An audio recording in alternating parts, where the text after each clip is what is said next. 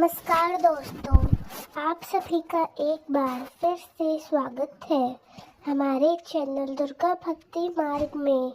आज मैं आप सभी को सुनाऊंगी फाल्गुन माह अध्याय 8। आज की कथा में विदुर जी ने मैत्री जी से पूछा, ब्राह्मण मायापति श्री हरि का परम पद तो अत्यंत दुर्लभ है और मिलता भी उनके चरणों कमलों की उपासना से ही है।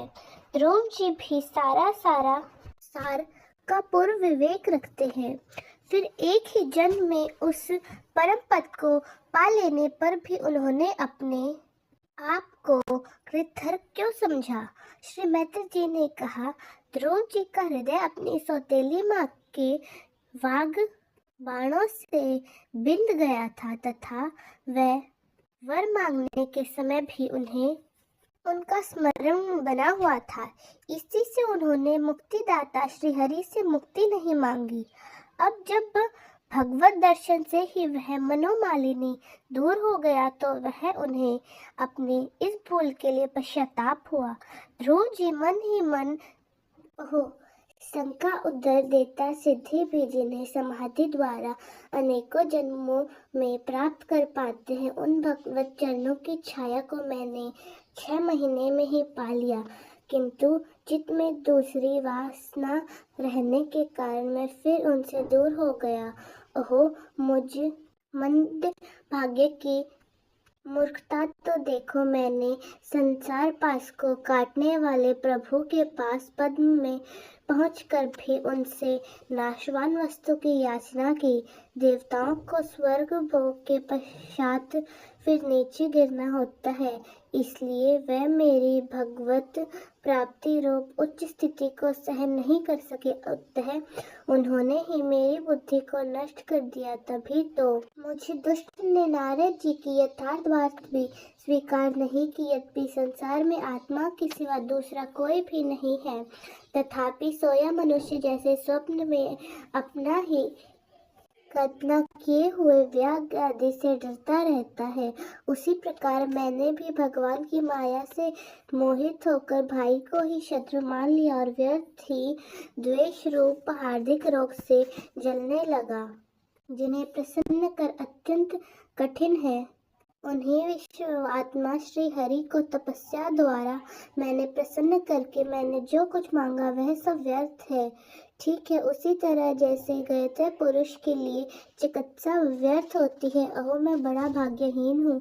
संसार बंधन का नाश करने वाले प्रभु से मैंने संसार ही मांगा। मैं बड़ा ही पुण्यहीन हूँ। जिस प्रकार कोई कंगाल किसी चक्रवर्ती सम्राट को प्रसन्न करके उससे तुच्छ चावलों की कनी मांगे, उस प्रकार मैंने भी आनंद में प्रदान करने वाले श्री हरि से मुक्त वश व्यर्थ अभिमान मांगने वाले उच्च पदाधिकारी तरह जो लोग श्री मुंडुक प्रदार विंद मरणक के ही मधुकर है, जो निरंतर प्रभु के चरण रज का ही सेवन करते हैं और जिनका मन अपने आप आई हुई सभी परिस्थितियों में संतुष्ट रहता है, वे भगवान से उनकी सेवा के सिवाय अपने लिए कोई भी पदार्थ नहीं मांगते। उधर जब राजा उत्तानपाद ने सुना कि उनका पुत्र ध्रुव घर लौट रहा है तो उन्हें इस बात पर विश्वास नहीं हुआ, जैसे कोई यमलोक से लौटने की बात पर विश्वास न करे। उन्होंने यह सोचा, मुझ अभागे का ऐसा भाग कहाँ, परंतु फिर उन्हें देवर्षि नारद जी की बात याद आई। उससे उनका इस बात में विश्वास हुआ और वे आनंद के वेग से अधीर हो उठे।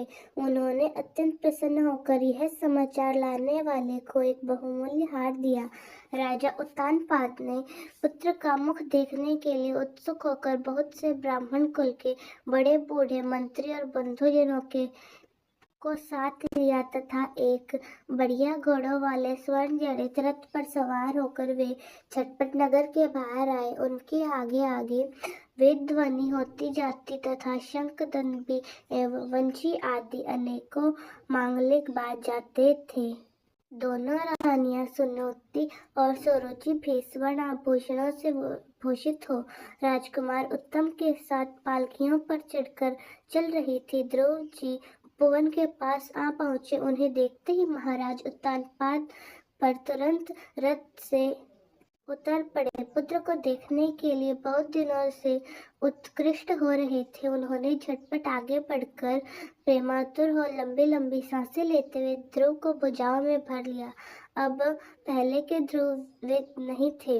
प्रभु के परम पुत्र पाद पद्म का स्पर्श होने से इनके समस्त पाप बंधन कष्ट नष्ट हो गए थे।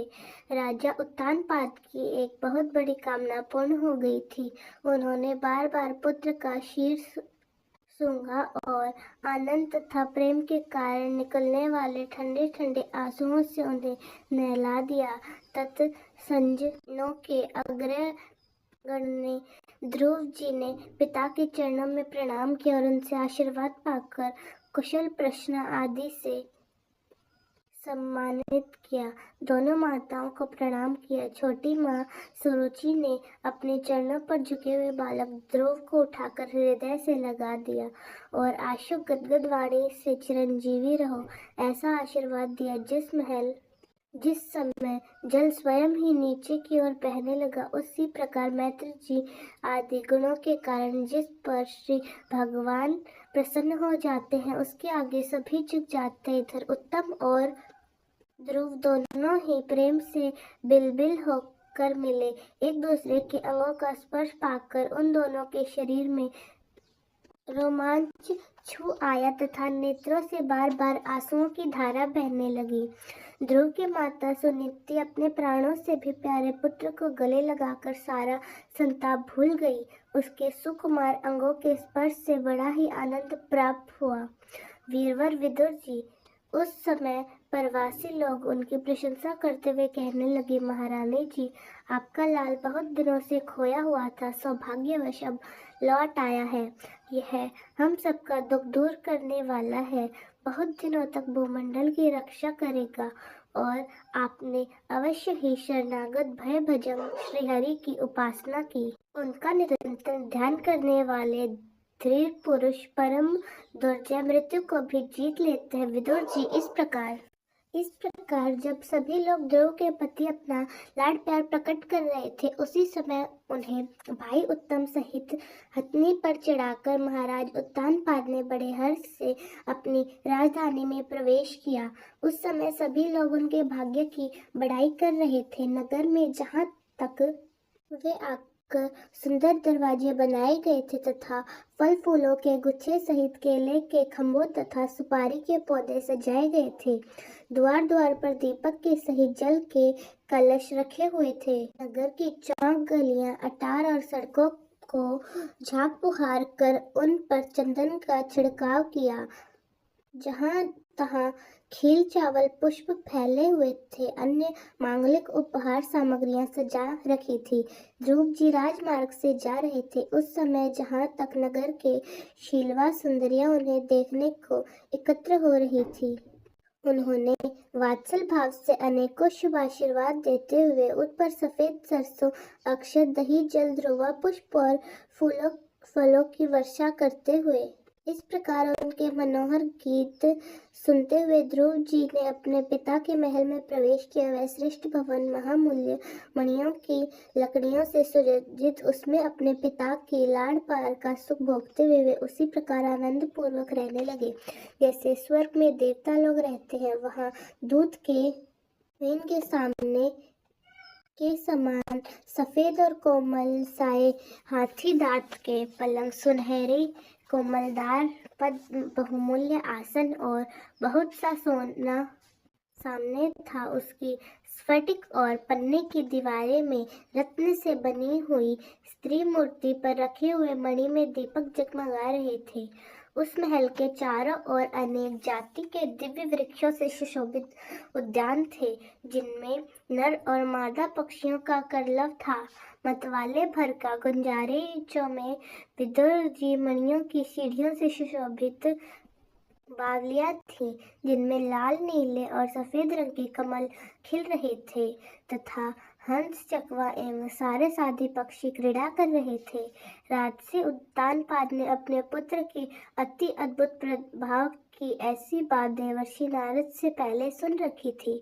अब उसे प्रत्यक्ष वसाई देखकर उन्हें बड़ा आश्चर्य हुआ। फिर यह देखकर अब ध्रुव तरुण अवस्था को प्राप्त हो गए। अमर्त्य वर्ग में उन्हें आदर की दृष्टि से देखते हैं तथा प्रजा भी उन पर अनुराग है। उन्होंने उन्हें निखिल भूमंडल के राज्य पर अभिषेक कर दिया और स्वयं वृद्धावस्था आई जानकर आत्मस्वरूप का चिंतन करते हुए संसार से विरक्त होकर वन को चले गए। तो दोस्तों, कैसी लगी आपको हमारी आज की कथा? कमेंट्स में ज़रूर बताएं। धन्यवाद।